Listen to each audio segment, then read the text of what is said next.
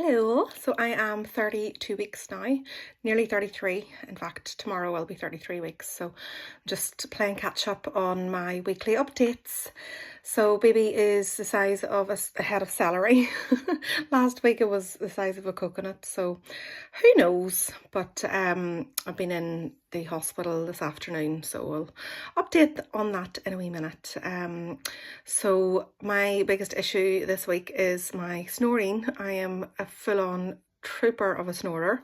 I've been wearing these little strips across my nose, which seems to help to get me clearer during the night, but I'm still snoring and being abandoned by my poor husband, who has to just get into the other bed. So I hope that stops. I hope it goes away after baby comes along. So that's probably the biggest stickler for me this week. I bought a sport belt for my kind of pelvic area, because I just find more and more that when I was going out for a walk or even just walking from A to B, that the pressure was getting a bit much, and it's brilliant. It just works wonders. So I was able to get all the way down to the beach and onto the beach and back with relative comfort. So that was wonderful to just do something that felt normal. And I'm struggling to get myself motivated to do yoga and weights, which I'd been meaning to do all along, and suddenly I'm now 32 weeks pregnant. I can't even get myself motivated to get into the pool. Been once in the last few weeks, and I hadn't gone for a few weeks because I had a really, really bad cold. Just couldn't get it shifted. So I'm just feeling like I'm not as fit as I'd like to be as a new mummy, but I'm trying to be forgiving with myself. Like in the afternoons I need my nap, and I'm just listening to my body and trying to just keep chilled as possible, because I know if I let myself get away with being anxious and stressed and burning myself out, then I would. But I'm just trying to look after being calm and, mental health, being in a good place. We were visited by the health visitor this morning, and that was mainly to check on our readiness and our understanding around certain areas and how we're doing, physically, mentally, all the rest of it. So that was a really nice meeting, and it's just reassuring to know that she's going to be visiting us a number of times up until 2.5, 3. I'll have that relationship with her, and I liked her, and I liked her approach to parenthood and stuff. I've also been listening to a lot of Gabor Mate podcasts where he's interviewed with Rangan Chatterjee. I love Rangan Chatterjee anyway, and I love Gabor Mate, but it's just great to just be listening to all of this in terms of reminding myself of what kind of a parent I want to be. And he was interviewed by Zoe Blaski from the Motherkind podcast 6 years ago. I'm sure I've listened to this podcast before, but it very much talks about the mother's instinct, and that's something I'm really trying to tap into. I think maybe I'm not recognising or valuing the fact that I am instinctive. I'm more instinctive than I've given myself credit for, but I'm just trying to tap into it and be more mindful of what is instinctively right for me.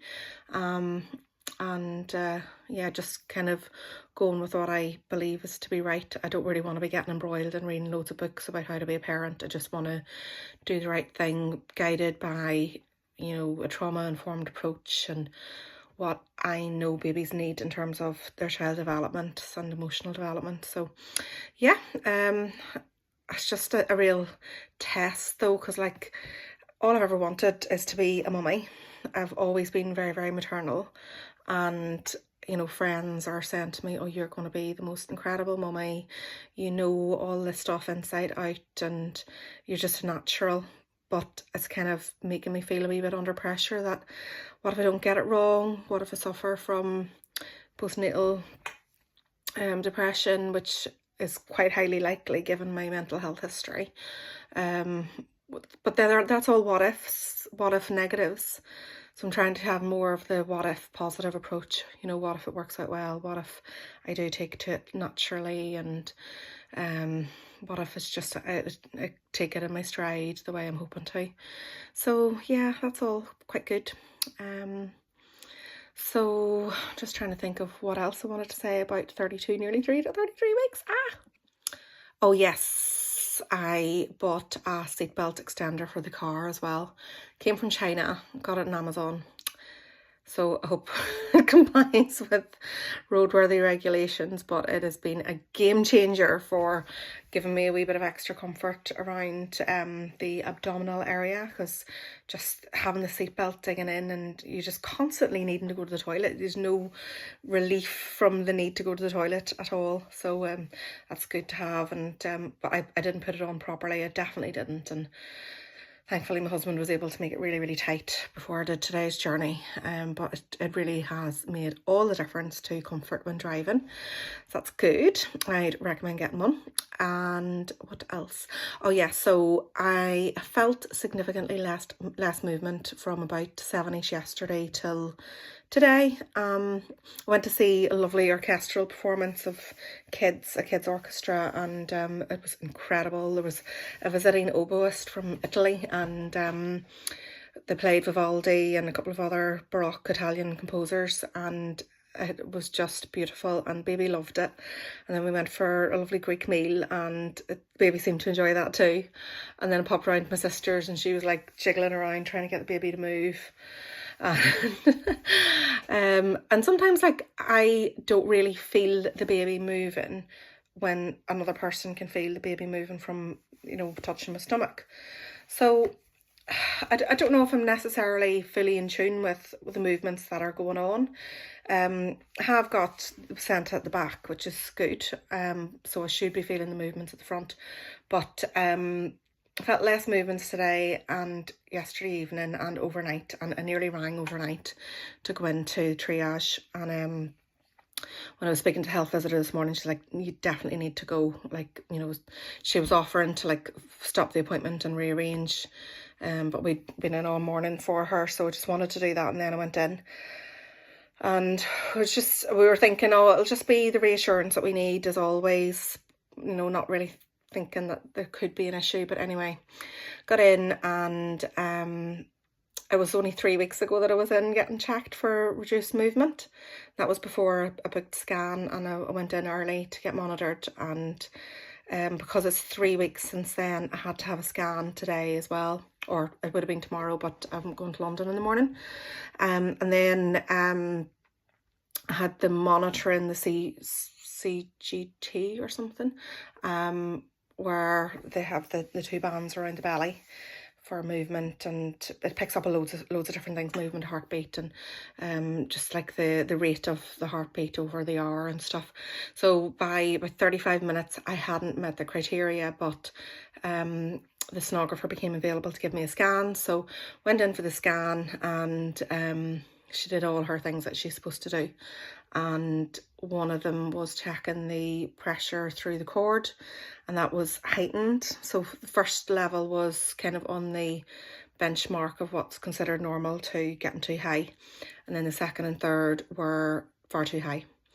So because of that, I have to go in for another scan this week, and I had to see a doctor. And I have to go in again on Friday when I'm back from London, and if there's still an issue with the pressure, then I will be referred to the neonatal medical team. So I don't necessarily know what that involves. And then she did her measurements and calculations to see how the growth has gone, and I've gone from being in the 10th percentile, or the baby's gone from being in the 10th percentile 3 weeks ago to now in the 50th percentile. So it's a massive big increase in size, and because of that I have to get a glucose tolerance test again. Last time was absolutely fine, but it's just like, oh no, what have I done to this baby? Like, why have I been eating so much sugar? I have been trying to cull it, but it just hasn't worked. I haven't done it. So yeah, and then it's £4.10 now, whereas it had been £3. So I'm glad, like, I'm getting monitored. My husband wasn't able to come with me, and poor thing was so anxious at home, getting the information through by text from me. And so on Friday he's working, so it'll be me again on my own, but that's fine. I go in, I feel very well looked after. They're very thorough. I get to do a wee bit of work and a bit of peace, and yeah, it's all good. So yeah, that's where I am up to. That was all a wee bit concerning, but worrying, but at least I'm getting looked after. And I feel very fortunate to live where I live and have that level of care available to me. So yeah, that's 32 weeks, 33 tomorrow.